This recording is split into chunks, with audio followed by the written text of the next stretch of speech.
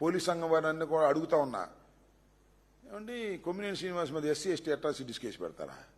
దాన్ని ఖండించరా మీరు? ఏమండి కొమ్మినేని శ్రీనివాస్ గారు ఏం మాట్లాడండి? ఎస్సీ ఎస్టీ అట్రాసిటీస్ యాక్ట్ ఎలా పెడతారండి? ఆ డిఎస్పీ ఎలా పెడతారండి? ఆ పోలీసు వాళ్ళు ఎలా పెడతారండి? మీరు వాళ్ళు మాట్లాడతారా? మీ సంఘం గురించి మాట్లాడితే మాట్లాడడం తప్పలేదు. మీరన్నీ కూడా తప్పుడు విధానాలు అనుసరిస్తున్నారు. పోలీసు యంత్రాంగంలో ముఖ్యమైనటువంటి వ్యక్తులు, అది ఖచ్చితంగా కరెక్ట్. మీరు తప్పుడు విధానాలను అనుసరిస్తున్నారు. మీరు చంద్రబాబు నాయుడు గారు ఏం చెప్తే అది చేస్తున్నారు. మీకు ఐపీసీ పట్టడం లేదు, సిఆర్పీసీ పట్టడం లేదు, న్యాయస్థానాలు పట్టడం లేదు. ఒక కేసు తర్వాత ఇంకో కేసు పెడతారు, కుట్రపూరితంగా వ్యవహరిస్తారు. వీళ్ళందరినీ మేము గుర్తుపెట్టుకున్నామని కూడా ఈ సందర్భంగా మనవి చేస్తున్నా. ఆ పోలీస్ సంఘం వారిని అడుగుతా ఉన్నా, అసలు ఎస్సీ ఎస్టీ అట్రాసిటీస్ కేసు ఎలా పెడతారు కొమ్మినేని శ్రీనివాస్ గారి మీద అని అడుగుతా ఉన్నా. జగన్మోహన్ రెడ్డి గారి మీద కేసు ఎలా పెడతారని అడుగుతా ఉన్నా. కారు యాక్సిడెంట్ లో సింగయ్య చనిపోతే ఎవరి కారు కింద పడ్డాడో కూడా తెలియకోకుండా మీరు జగన్మోహన్ రెడ్డి గారి మీద, మంత్రుల మీద కేసు ఎలా పెడతారని అడుగుతా ఉన్నా. పోలీసు అధికారుల్ని లేదా ఆ సంఘాలని చెప్పండి దీనికి సమాధానం. మీరు ఏ రాజకీయ నాయకులు అంటే తమాషాగా ఉన్నారనుకుంటున్నారా మీరు? మీ సంఘాలు మీకుంటే మా రాజకీయ సంఘాలు మాకు ఉంటాయని కూడా గుర్తుపెట్టుకోండి. మీరు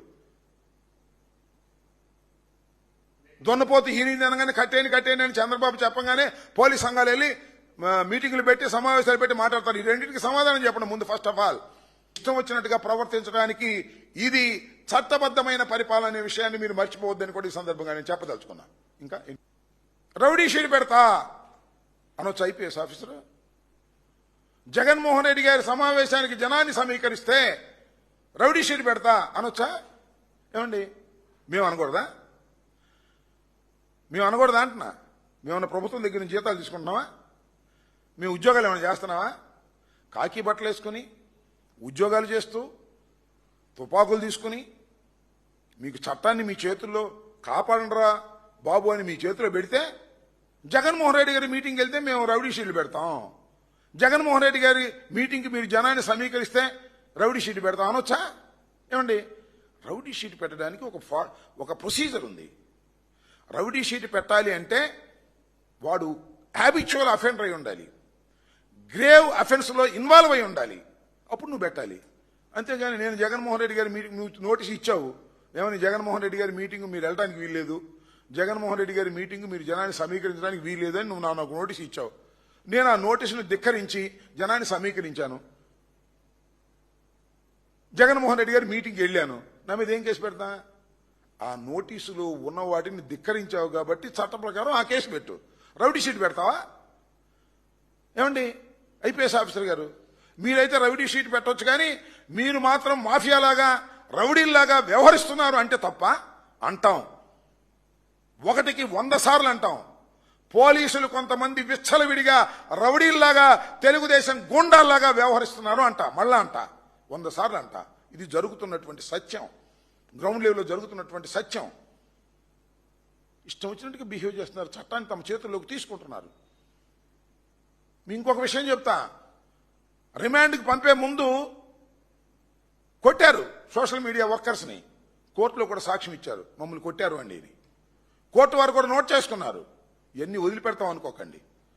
పైగా ఇంకొకటి, 7 సంవత్సరాల లోపు శిక్ష పడేటటువంటి వ్యక్తుల్ని మీరు అరెస్ట్ చేయడానికి వీలేదని చెప్పారు.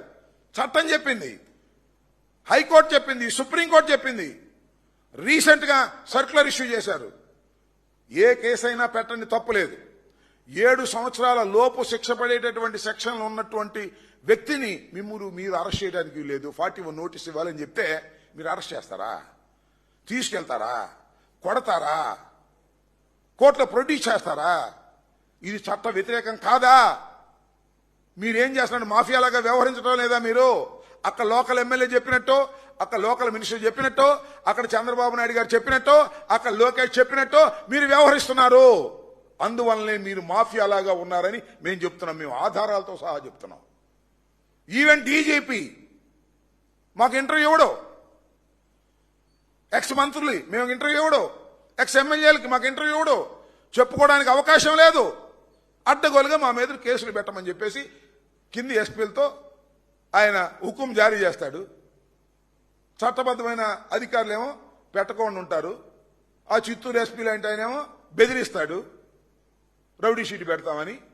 నో, నేను చెప్పదలుచుకుంది ఏంటంటే పోలీసు సంఘాలు మీ హక్కుల్ని కాపాడుకోవడానికి మీరుండండి, మాకేం అభ్యంతరం లేదు. We will respect you.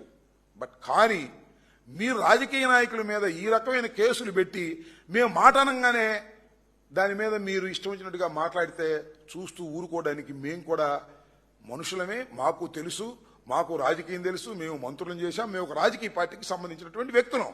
మేము రౌడీ షీటర్లం కాదు, మరొకరం కాదు, సంఘ విద్రోహ శక్తులం కాదు. అది గుర్తుపెట్టుకోమని మనవి చేస్తున్నాం.